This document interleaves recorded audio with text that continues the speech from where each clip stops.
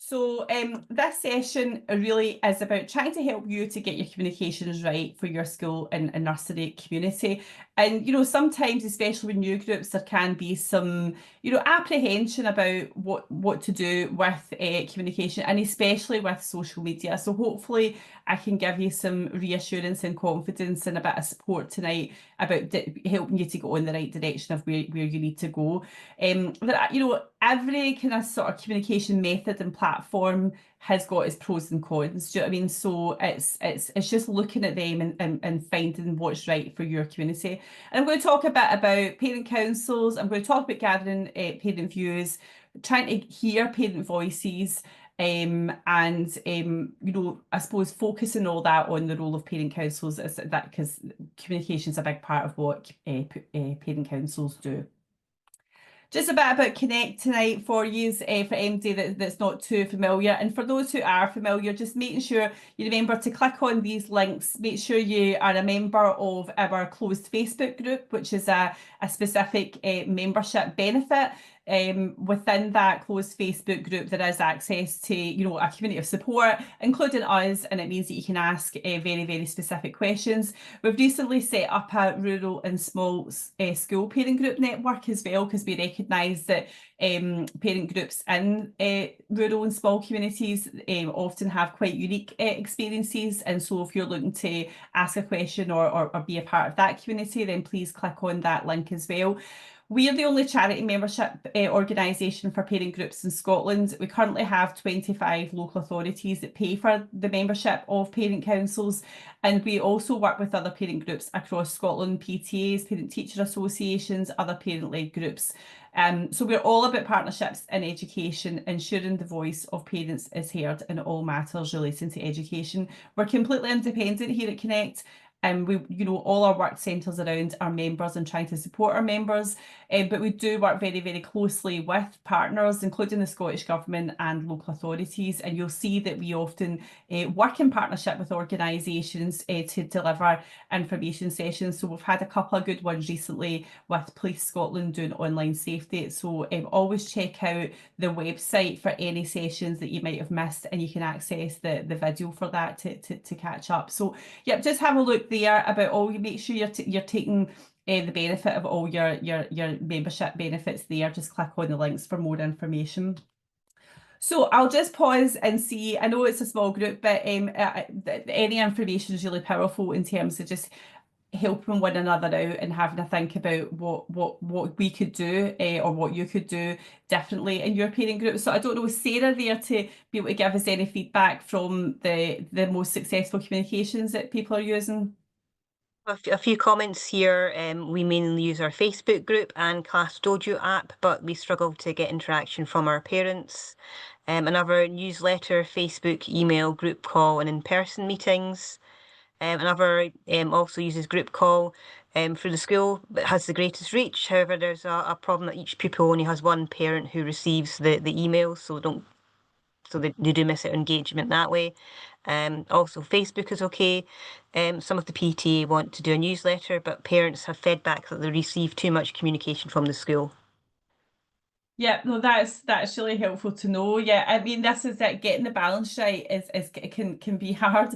It's in a school community. I know my own parent council recently put out a survey asking about the best communication methods. When it comes back kind of 50-50, then it can be quite hard to decide what to do, because as volunteers, there's only so many things that you can do at one time. So there is a lot to consider and take on board. But I suppose one of the key things that I'm hearing there, which is similar to what we often hear, is that you are using multiple formats and platforms, and that's the best that you can do. It sounds like everyone is trying the best that they can do. But let's move along this PowerPoint presentation and see if I can add anything to help with the communications for your parent group. So I'm going to start off with this slide here, which I quite often start information sessions just as that reminder of the roles and responsibilities of parent council, but for this session, it's about why is communication important. And the reason why it's important is because it really is fundamental to the roles and responsibilities of the parent council. And parent councils exist because of this law, the Parental Involvement Act 2006. So that's the guidance there if you click on that link. And it's really important as well to distinguish at this point the difference between parent councils and other parent groups, because parent councils are the only parent group in Scotland that have rights in law. And those rights are not just about the parent council themselves, it also sets out responsibilities for the school and the local authority too. And there's no other parent group that has that. So it's quite important to understand like these sort of fundamentals as a parent council, what it is that you need to do, what your responsibilities, what your role is all about. But this law also gives individual parents rights as well to be involved in their children's education. So it's a really, really important piece of legislation for Scotland. This legislation sets out the term the parent forum, and the parent council acts on behalf of the parent forum. And the parent forum is all the parents and carers that have a child in that school. So the parent forum, each as individuals have rights, and the parent council has rights as a group that are selected and identified and agreed to be the people representing the parent forum.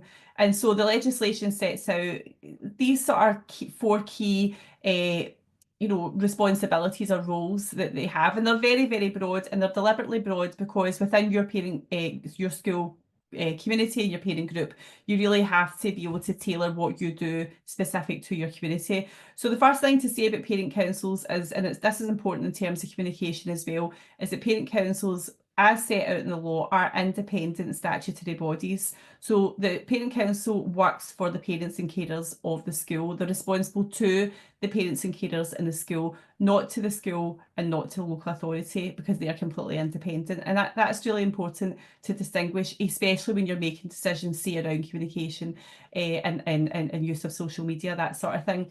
But what is fundamental to this legislation is that the parent council works very closely with the school and the local authority. And the key element of that is about working with the school to support the work with the pupils, to make school life and outcomes for children as good as they can be, to promote that contact between school and parents and the community and local authority. So parent councils are kind of like that bridge between all the different groups in a community.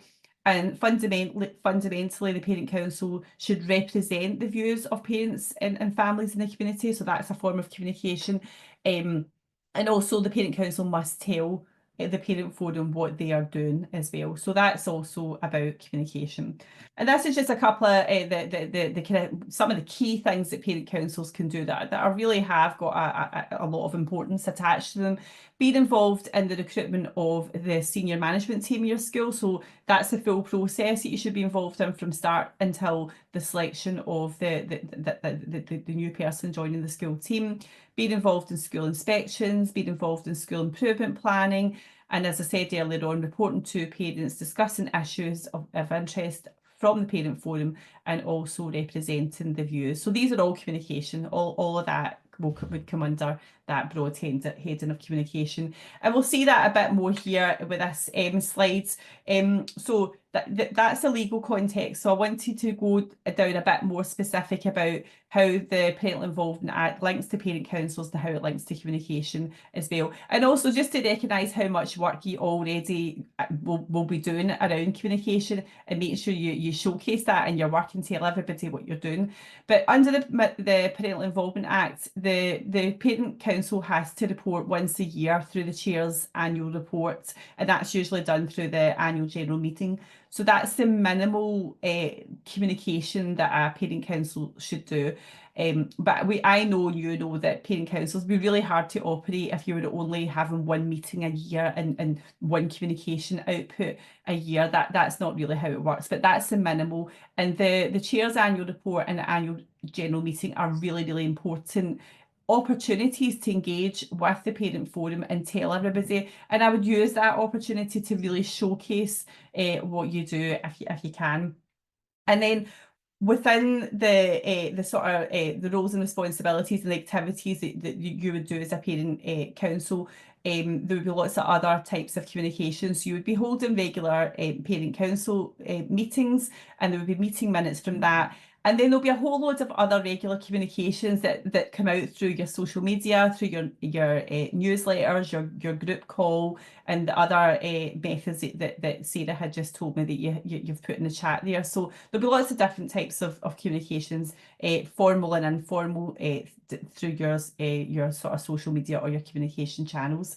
But within that, there's even more detail that comes out under these sort of broad headings. So in your meeting minutes, you'll have discussions and actions, and if you manage money, there'll be stuff about money, and loads of work will come from that as well. And you'll be if there's actions that come from a parent council meeting, there could be opportunities to update the parent forum what's happening with the progress of those actions. Some of them you could do instantly, but I'm sure other actions take time. So you can use your communication channels to update the parent forum what you're doing. And of course, with Money Matters, transparency is really, really important about what's happening with fundraising and planning and spending money.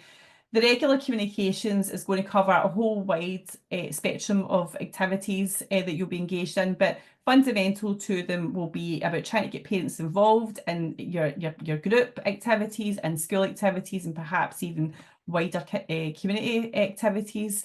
Trying to engage with parents, again, perhaps in partnership with the school, looking at wider work around the school community, and perhaps you might be looking at doing some campaigning work as well.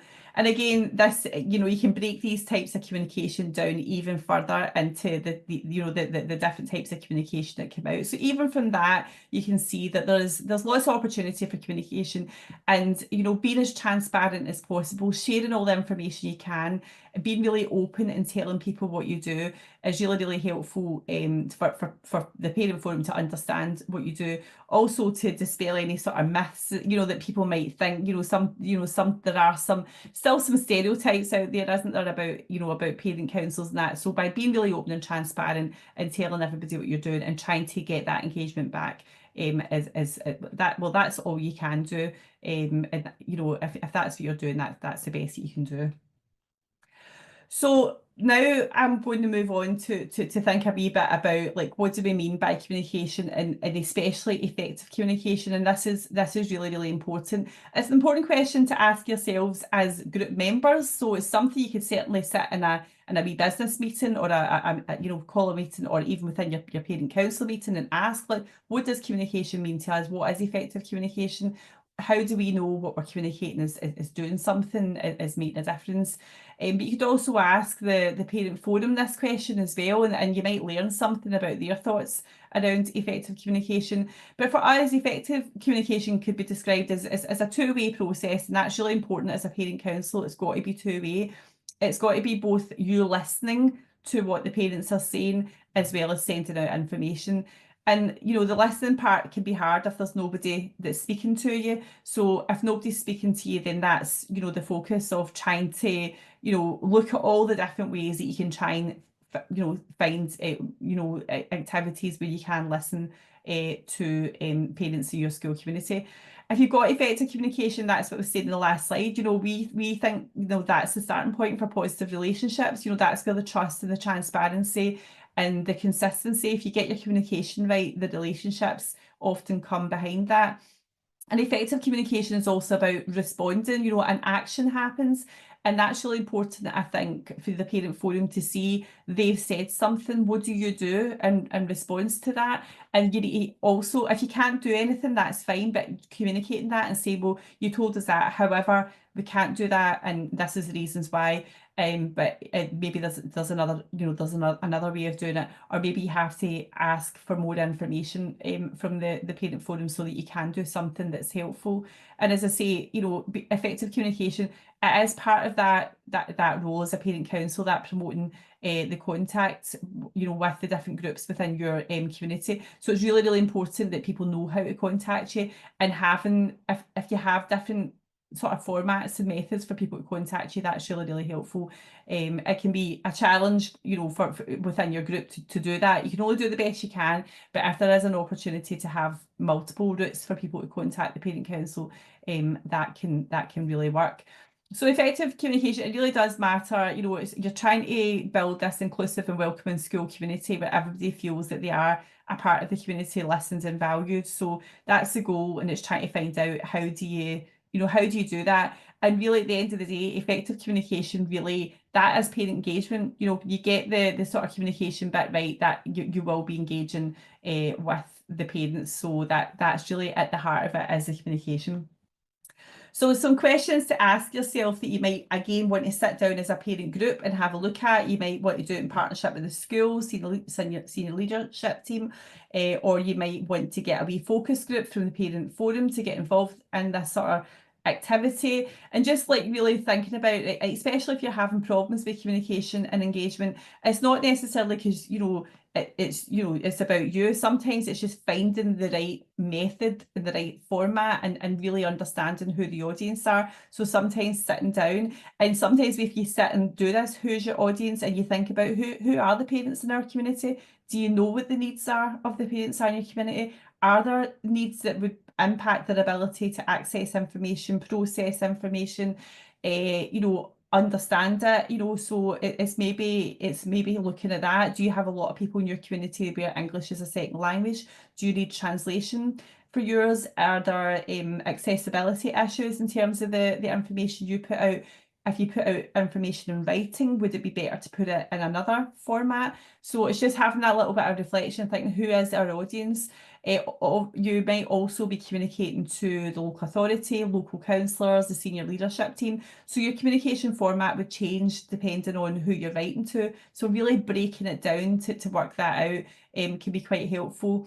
And then thinking about, why do you want to communicate? So there's so many reasons why you would want to communicate, maybe about signposting, sharing information, news from the school, news from the local authority, maybe new Scottish Government guidance on something, maybe it's a campaign, maybe you're asking for ideas, or you're a survey, you're consulting. So again, you might have to communicate in a different way depending on what it is, why you're communicating. So when you're sending out a survey, that will be different from you just telling people something that you just want to push out the information. So again, that links into what do you want to communicate, thinking about the key messages. Also in terms of accessibility, thinking about how do you communicate so that it is accessible to people. And also, people don't want War and Peace. And I heard in the chat there that some of the parents are saying it's too much information, and that isn't new. We often hear that parents and people generally in their life are getting information left, right and centre through because of social media, and the notifications are going off in the phone and the emails. So how do you deal with that? And just having a think about, how do you send communication in the most effective way? And how should you communicate? So thinking about the different formats, and that's like, you're thinking about your social media. Is it an app? Is it a newsletter? Is it a TikTok video? That sort of thing. So calling a business meeting and reflecting on this and having a chat and gathering information and developing a communication plan on the back of that, it could be a good starting point for you. And you can do that at any time.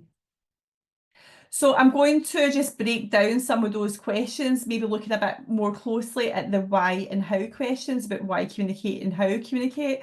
So the why communicate, I just want to bring you back to this slide that I showed you earlier on. And I suppose it just comes back to this, the four darker squares there in that slide: getting parents involved, engaging parents, school community, and campaigning. They're really the core of why you communicate. That's really the crux of what you're doing as a parent council anyway. These four boxes really link in to the Parental Involvement Act and really underline your roles and responsibilities. So thinking about, when you're thinking about communications and thinking about these four boxes then, so how do we communicate to get parents more involved in school life or our parent group or community activities? How will you communicate? How will you get that two-way effective communication? How do you communicate and engage with new families? How do you welcome them into your school community? How do you welcome new people into your parent council? How do you engage parents in their children's learning? How do you do that as a group? How do you do that in partnership with the school? Do you do that at all? So again, it's just thinking about all these things and asking the questions. How do you engage parents in the wider community? what are your connections in the wider community? Do you have any connections? Do you have any networks? So again, that's just something to think about. And importantly, how does the parent forum communicate with you? So that's really important. So if parents are not really communicating with you, then that's a good starting point to think, right, how we need to do this differently. How can we do that? Speaking to your head teacher will have should have lots of local information as well. So if you're really stuck about what are the barriers here, what are the blockages, why are things not great here, you can speak to the head teacher, maybe some of the other staff in school, again going out to the local community, and maybe even speaking to like the community development teams within your local authority can be quite helpful. How will you communicate? So, I asked the question at the start about your most effective methods, and I did expect there to be a list of different types. And as I said, most people are using more than one format, and that tends to be the case because, like I've just said, different types of communication will require different formats to do it. And if it's just pushing out information, that's one thing. But if you want that two-way engagement, that's something else. So it's worth really exploring what all the options are and really, having a think about like, what would work best. Obviously, it's got to balance with what the volunteers in your group can do with what the people in your community need, what the parents in your community need. So getting feedback and ideas from the parent forum balance with what you can do as a volunteer in terms of your capacity and your ability. That's really how you nail how you communicate. So it's a combination of both of them. And just a couple of things to think about when you're communicating. I just had said earlier on a wee bit about accessibility and thinking about people's needs as well. And because quite often we're very focused on children's needs, aren't we? But there could be parents in your community that also perhaps need some adaptations or a bit of support to access information. And again, parents might not necessarily come forward and disclose that information to you. The head teacher might be able to give you information without breaking confidentiality, for example, just some helpful information that might help you with your communication. So it's worth asking. But if you put a survey out and it's anonymous, that might be one way to capture people's needs. If you can word, like a survey about communication, about what formats are most accessible for parents in your community. But you can see for this slide, I don't know about you, but this hurts my eyes, this slide, and that's why I put it up. The colour and the writing, and it's quite small as well. So, if you're trying to create something, quite often it's tempting to do something fancy, is it, and add a bit of colour and change the font and that sort of thing. But sometimes, especially if you're not really familiar with all the needs within your community, it's best just to use a normal font, and avoid these sort of really sort of bright, especially yellow and green writing. And sometimes less is more, so not loads of writing, and using images if you can, or audio and video, anything that you can add to augment it, to make it better. So these are quite a few things for you to think about in terms of how you'll communicate.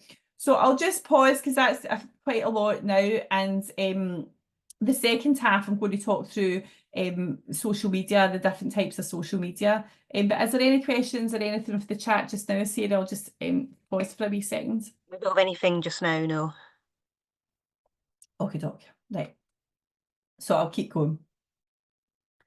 So what I'll do is I'm going to present different types of communication methods or tools, and just I suppose just putting out some sort of reflective questions that you might want to ask, or maybe looking at some of the pros and cons. And again, thinking about, you can use, all of these, none of them, or a combination. Well, obviously not all of them, there's a lot, but a combination or you might have some other ideas as well yourself, so please feel free and to put in the chat if you have any ideas as well about what works in your community, certainly to share with the other people here tonight. So emails and newsletters. So I'm starting with that because quite a lot of people do use emails and newsletters from what we hear about, certainly from our members. So and there are pros and cons with emails and newsletters. So the first thing I would say in terms of emails is it's really good to have your own parent council or parent group email address.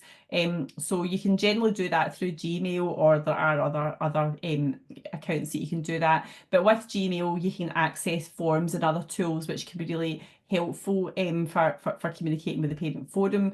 So creating your own email address is really helpful, especially because people move on. If you've got your personal email address that you're using for your parent council, it'll be quite hard then to transition that over to the next person, whereas a specific parent council email address can just be handed over. So most people do have email addresses these days, but I think a bit like was said in the chat, some people feel a bit bombarded and overwhelmed. I mean, there's so much junk email that comes through as well, and it's hard to some people just don't look. So that, I suppose that's something you could ask in a survey if emails are something that your parent group are interested in. If you've got a big parent community and you want to push information out, emails is obviously quite a good method because it's a good way to send information out to a lot of people at the one time, or if it's quite a lot of information. But it's not so good for a sort of two-way communication, because if you've got a huge school with 1,000 children and young people in it, or even 500, and you ask a question to your parent community, are you going to be able to respond to 500 emails, potentially, 500 emails? So that could be quite a hard one to manage. So it's worth thinking about how you do that. The other thing to think about with emails is GDPR, which is basically how you manage data under data protection legislation. If you have access, if you're holding parents' names and email addresses, which comes under personal data, then you will need to comply with the data protection legislation. So quite often parent councils ask the school to do the emails, and that because the schools will be dealing with GDPR, and it means that you don't need to as a parent council. You can also there's free tools that you can use. Quite a lot of organisations, including we, also use MailChimp, and that holds the data for you, and so that manages the data protection legislation for you, and it's quite easy to use, and people can sign up and subscribe and unsubscribe themselves, and you can also do that too. So MailChimp is really a good one to use if you are looking to contact people by email. Newsletter as well is really good for like posting out information. Obviously newsletter isn't a two-way communication format, but it's definitely handy in terms of telling people what you do. And telling people what you do is really important, because I know certainly from my own parent council, when we do surveys, initially when we started doing surveys, that was quite clear that people didn't know what we were doing, and also that they were confused between a parent council, and I've got a separate PTA, Parent Teacher Association in our school, and there was definitely confusion. So having the opportunity in a newsletter to say this is what we do, the parent council, and now the PTA do their newsletter, and it's all very separate. And our recent survey seems to show now that people have a better understanding of what each group is doing. So that a newsletter can be really helpful. So then we've got social media. So everything is done with social media these days. It's all information, any information. So many organisations use social media now. So I suppose the difficulty, the challenge for parent groups is finding out what social media platforms that parents in your community are using. And it can be really hard because people will be using multiple ones, and if you ask in a survey, sometimes it will come back and it's 50-50. So but it's still worth asking, because it's still worth getting an idea, because you can rule out a platform on the basis of knowing that people just absolutely don't use that platform. We know that people use social media quite a lot, because we've got social media here.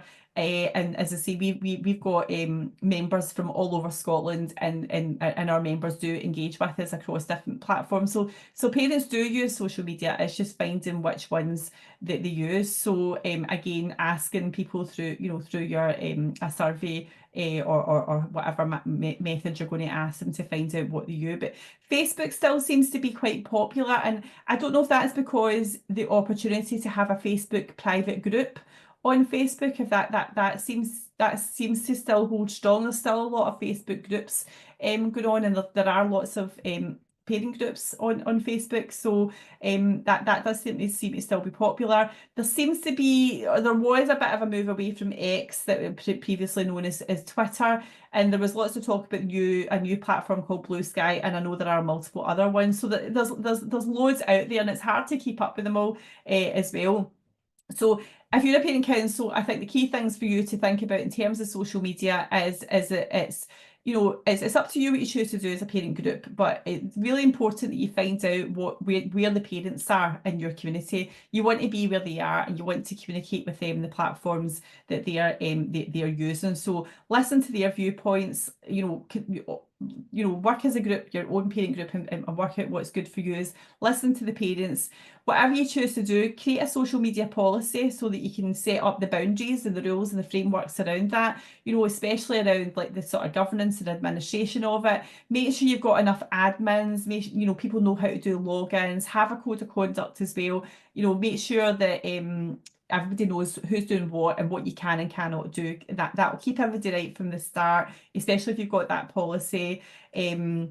And as I say, just working out what people feel comfortable with. And I think also, you know, I suppose because some of the debates around social media, some of the platforms just now, you know, thinking about what is your parent group's values, what's your ethos, you know, does that align with what's happening out there on some of the social media platforms? So things to think about. You also might want to be where your school or your local authority is so that you can, you know, communicate with them. So so you're not all on different, because it could be disjointed if you're all on different platforms. So again, lots to think about, but I think starting point is asking the parent forum, having a chat with the school and local authority, see what they're doing, and then, you know, gather all that information together and work out what's best for you.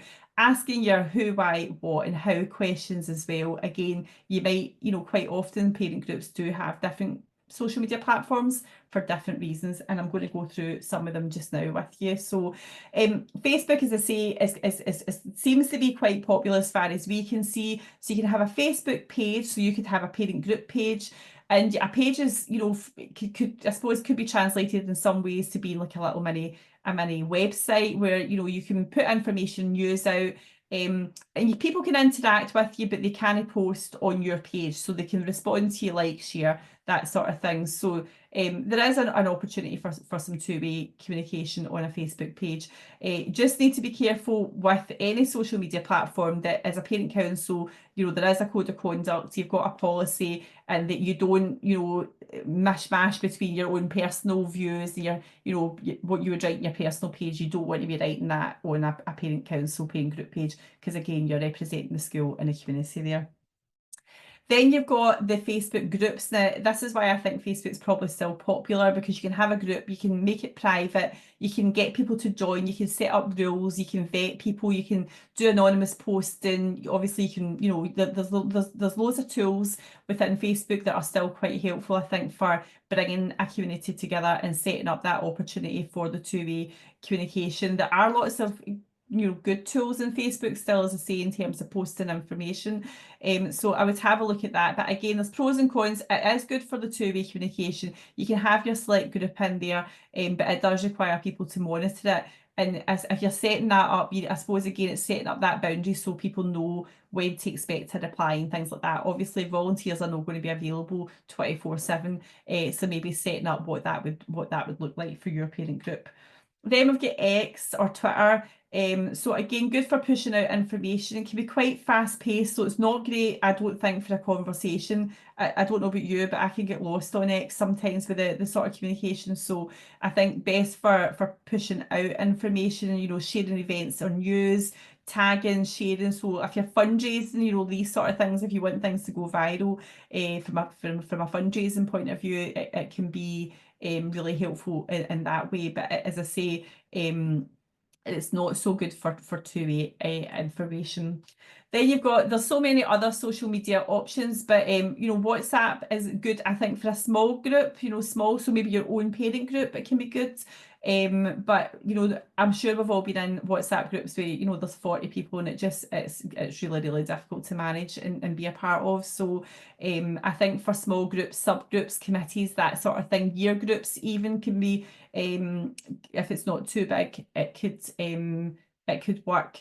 But you know, not everybody's comfortable with sharing phone numbers, and you know, not everybody likes a, you know, like a big conversation that unfolds on WhatsApp that's got nothing to do with you. So again, you would need some rules set up for that.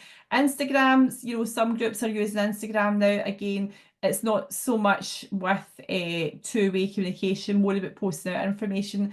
But doing some videos or some images, it can be more effective in terms of accessibility. So if you've got any accessibility issues in your school community where writing and reading is not preferred, then maybe a video through Instagram could be better, signposting people, sharing information. But absolutely key with videos and images, you need to make sure that you get permission and consent from MD involved in that. TikTok, YouTube is, similar with the videos. The video content is really, really popular now for lots of different groups and organisations. There's no reason why your group can't use that. And again, in terms of accessibility, it could be really, really handy to have something like that. Again, for that pushing out information, telling people about your school, your community, about you as a group, about your members. And again, if you don't have a lot of engagement with your parent group, this could be a really good way to showcase, here we are, this is what we do. Maybe you can do follow me, you know how you've got all these TikTokers, I was like, they get ready with me, but it won't be get ready with me for you. It'll be like, come and spend a day with us. This is what we're doing a day in the parent council. This is a day for us. It could be quite interesting. Again, you need permission for everybody and a lot of planning for something like that. But these things could be done if it's you're trying to get engagement, you're trying to get people's attention. It's certainly worth thinking about. Blue Sky is a new one, so I've just put that up there because I know that people are talking about Blue Sky, some people are on it and people are not sure about it. I don't know all that much about it. All I know is that it's quite new, it's still evolving, so policies might change. Again, it looks like it's good for pushing out information. Just now, there doesn't look like there's any adverts on it, so that could be a pro. But there's no opportunity to make private groups just now, so that might not be an option for you if you want to have a private group for your parent group or your communicating with the parent forum. But as I say, there's so many to look at and think about. It's worth just weighing these all up. And I've put in podcast. So we speak about podcasts here in the Connect team, and we like a podcast, and podcasts are quite popular now.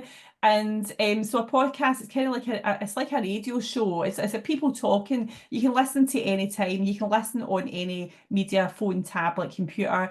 And podcasts are generally about specific topics or topics of interest. So you could have a parent group or a school podcast. You do see some schools with the young people. I've seen a few with the secondary school where the young people are doing podcasts. But there's no reason why the parent group or the parent council couldn't do a podcast. School news, parent tips, community updates. You could do interviews with the local counsellor, parents who are giving top tips like what's the best way to support your child to do homework or studying, or how do you top tips for using technology, like information technology systems, software, these sort of things. So also just for like new parents coming in, like welcome to our school, welcome to our community, and maybe if you're trying to recruit for your parent council, maybe interviewing all the current parent council members and getting them to say all the wonderful things about why they became a parent council member. So I love the idea of a podcast. So, but obviously the downside of that is that it takes time and effort, and obviously lots of permissions and consent, but you also need the technical knowledge for that as well. So something to think about. I just wanted to briefly mention AI, artificial intelligence, because there's lots of talking about that just now everywhere. The most popular one that I certainly hear about all the time is ChatGPT, but there are loads and loads. There's so many now. Again, it's just an area that's really, really expanding quickly. It's definitely worthwhile thinking about, especially if you're short for time or juggling different things. But even if it's just to help you, and ChatGPT should be looked at as something that can help you. So don't be scared of it. To click on it and set up an account and have a wee look and see what it can do for you. It can replace what you're doing, so that's important to say. ChatGPT, these AI things, they're not always facts, they're not always up to date, and it just pulls information. So you always need to check what it's written, because it's not guaranteed to be correct. And I see Louise is saying there it's great for me. Yep, no, it's definitely got its advantages. And so many people are saying what you're saying, Louise, and I see this all the time about how much it's helping people. So that's why, you know, it's definitely worth thinking about. Say like for your newsletter, for example, you know, so you need to tell ChatGPT what to do. And, you know, so if you've got the information, just tell ChatGPT to do it for you and to do it in a parent-friendly way and to do it, you know, like in a summary or bullet points, removing any jargon. Do you know what I mean? So that sort of thing, it could really help with your newsletter. It could help with your social media posts, help with your emails, that sort of thing.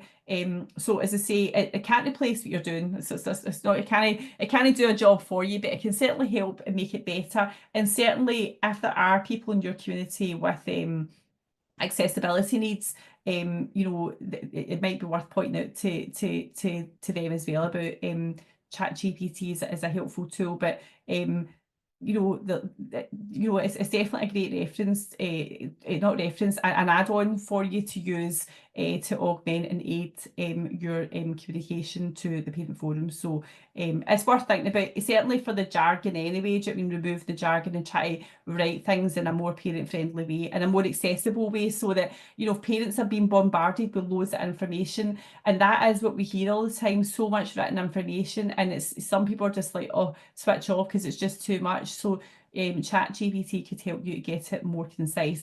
Or you could do a video as well, which would make it quite accessible, maybe interesting, and people can listen while doing other tasks, where when you're reading you have to stop and read. So that's something else to think about. So I don't know, we're just coming towards the end there. I've got a couple more slides, but I thought I would just stop quickly to see if there are any more questions from the chat, Sarah.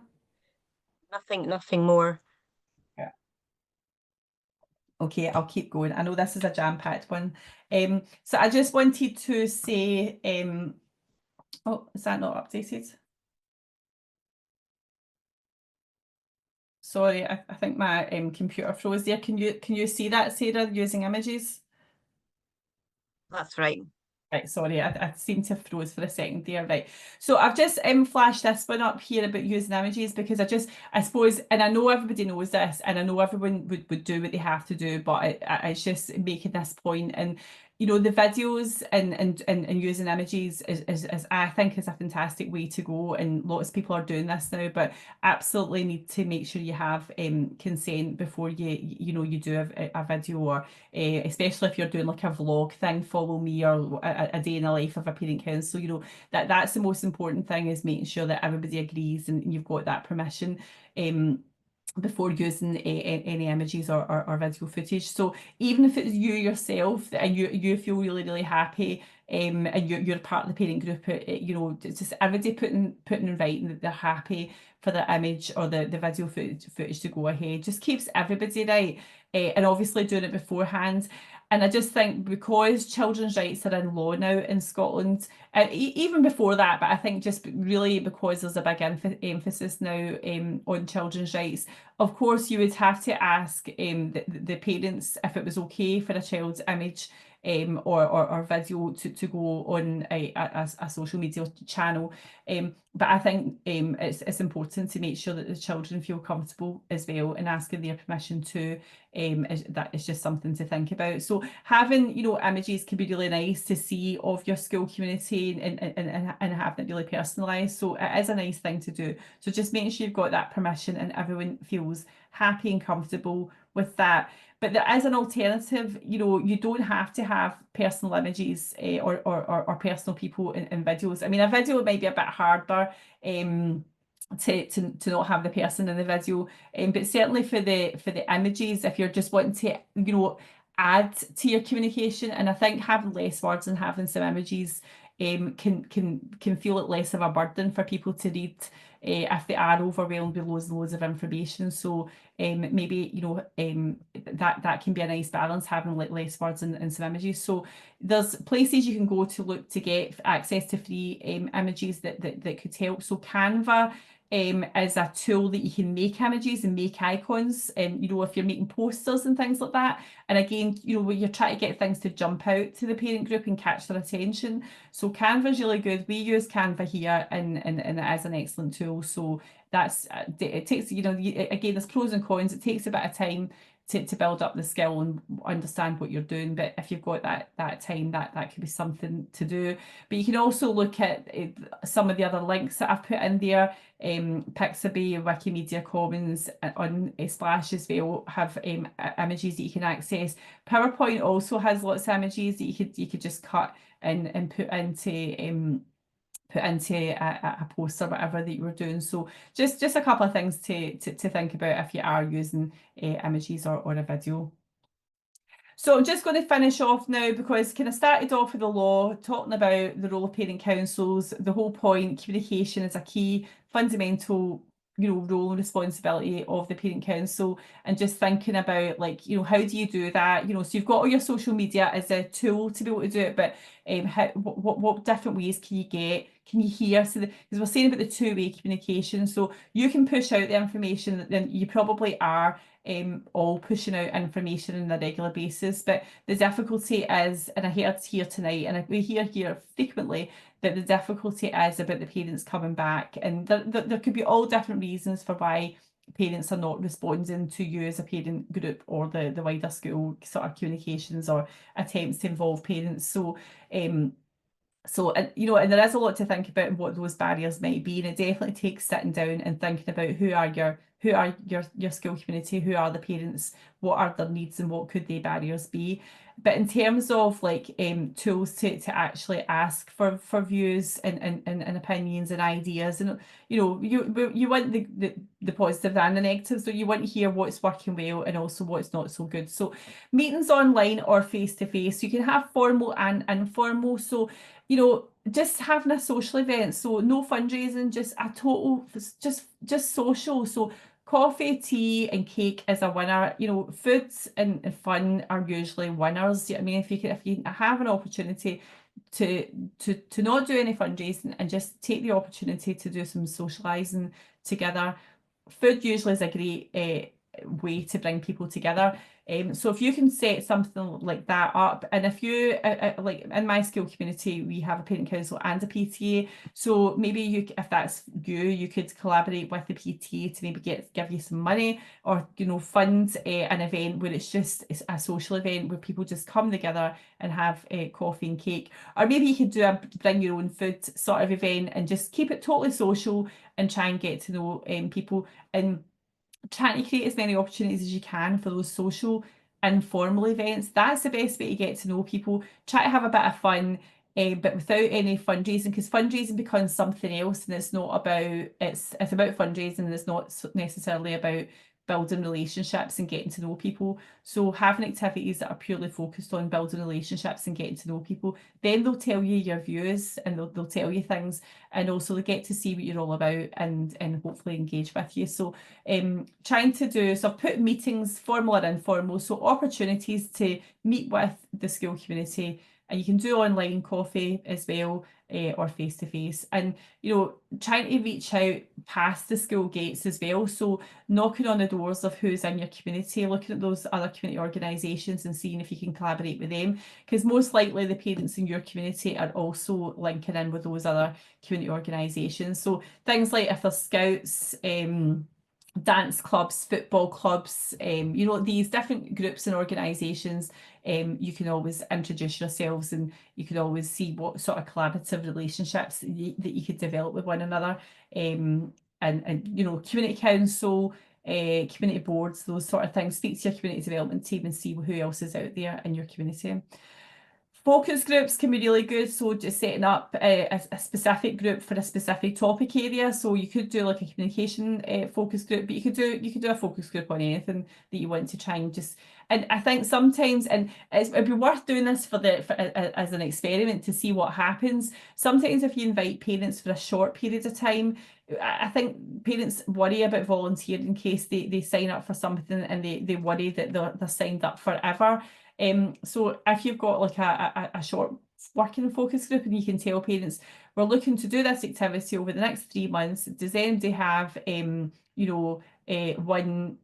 Monday night every 2 weeks for the next 2 months or whatever? I don't know, something like that. Do you know what I mean? Set it up is what it would be, and people know that it's time limited, and it'd be quite interesting to see what engagement looks like then, and that might be identifying a barrier that people just don't want to sign up to do lots of long, an activity that they think is long term. So little focus groups or short term working groups can be really, really good. Surveys are great for getting anonymised information from the parents. Obviously, they're not good if the parents don't answer them, so that can be a problem. But if you get some responses from a survey, that can be quite good because you can ask lots of questions at the one time. SurveyMonkey costs money, but it is a really good tool. I would, you get if you get good responses from your surveys and you do them on a regular basis, SurveyMonkey might be worth investing in. But you can do Google Forms, and there are other platforms where you can use their forms to do a questionnaire.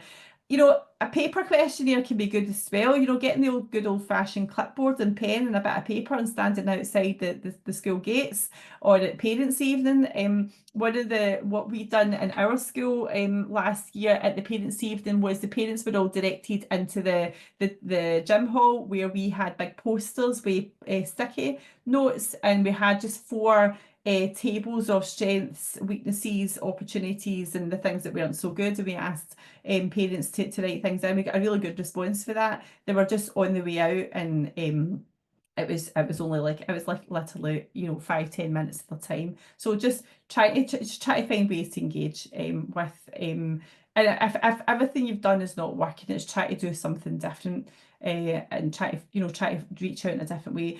And so, if you've tried everything and you're really stuck, come into our closed Facebook group, and you can maybe ask in there what other people are doing to try and engage. Sometimes there's just a lot going on in communities, and it is a real challenge, but all you can do is try your best. That's all you can do.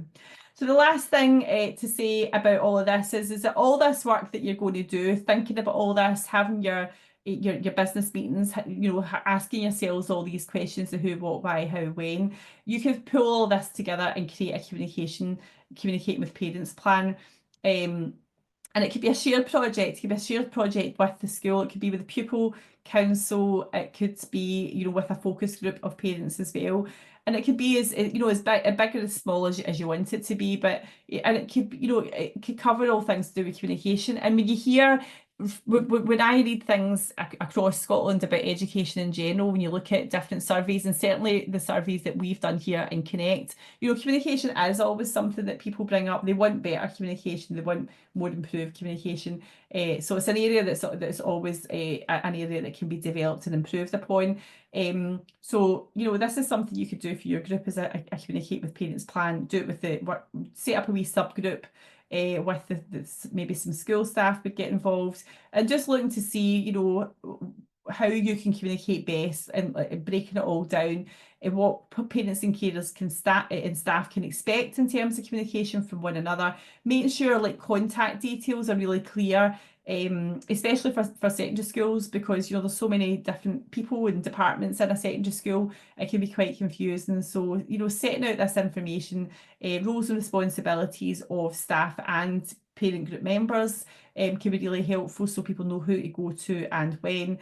And just looking to see, how do you develop that two-way communication, and what's the best method for pushing the information out, making sure people know what information you're trying to put out there. So there's a template there you can click on, and you can use that and adapt it to the best of your ability. But a wee communication subgroup can be quite a good piece of work to do for your group, to try and reflect on some of these things. So that's it. That's I've just got to the very, very end there. So I don't know if there was any final questions from anybody in the chat. I hope that was helpful. We do have one question asking what about Facebook Messenger and how it compares to WhatsApp? Are they really on the same level? I mean, I would be answering here really from more of a personal experience, unless I don't know if Sarah or Fiona has got anything to feed back in that. But I think probably I've been in a big Facebook Messenger groups as well. I think the thing is with the volume, I think Facebook Messenger would work again, similar to WhatsApp if the group was small enough, do you know what I mean, for it to manage. With Messenger, you can put in links and, you know, that sort of thing. Because I like WhatsApp because you can add in, you know, you can put a link into it, you can attach documents and things like that to it. You can do that with Facebook Messenger as well. So they probably, I would say, are as good as each other. I think the main issue for me would be like the number. Again, I think if there's just too many people in the group, it gets really hard. But I don't know, if Fiona, have you got any experience with Facebook Messenger? Well, I was just going to say the thing about using Facebook Messenger is that you obviously you need to be on Facebook to then use Messenger. You can be on Facebook and don't have to use Messenger. We would still count WhatsApp and Facebook Messenger as social media because on WhatsApp you're still creating like a profile and entering into conversations. Now, I could have this wrong, but I remember somebody could maybe pick me up on this, Sarah, you might know. WhatsApp messages, I think, are encrypted and Facebook Messenger is not.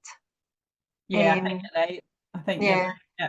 So there would be that difference as well. Yeah. Yep. Yep. I know there's so many things to weigh up, but I think with all these things, it's just sitting down as a group and you know, weighing up what your views are and what obviously what social media you all have, and then looking to see what the parent group are saying about all that and just trying to get the balance right. But I think for smaller groups like my parent council group for my child's school, our parent group are on WhatsApp. This is a small group of us, so WhatsApp works out okay for us. And I know some year groups will have WhatsApp, but I hear pros and cons to that because I hear it can be good for sharing information, but I think, you know, you can end up bombarded as well with lots. And I suppose the good thing with WhatsApp and all these, like, you know, with Messenger, you can mute, can't you? You can mute the notifications and mute the chat. So that's always good that you've got that as an option. So I hope that was helpful. I don't know how helpful that was. I think Messenger's probably quite similar in a lot of ways, other than I think the encryption. So if you want the encryption service, that might make a difference.